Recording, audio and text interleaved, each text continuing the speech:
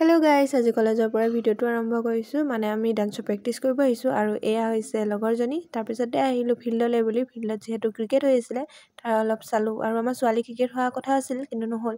আৰু এয়া লগৰ আৰু ভাইটি।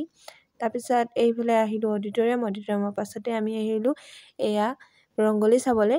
তাৰপিছত আকৌ ডান্সৰ কাৰণে ওলাবলৈ হ'লেই ওলালোঁ, দিনতে ওলালোঁ কিন্তু ৰাতি হ'লগৈ মানে নচা মেলা। আৰু এইফালে ভণ্টি বাকীবোৰে একদম আল্টা লগাইছে দেই পূৰা।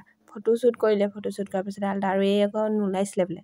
আৰু এয়া হৈছে আমাৰ মেইন পাৰ্টনাৰ, যিহেতু আমি নাচিবলৈ যাওঁতে বস্তু ইহঁতকে দিব লাগিব। আৰু এয়া আমাৰ ডিপাৰ্টমেণ্টৰ ৰংগলী।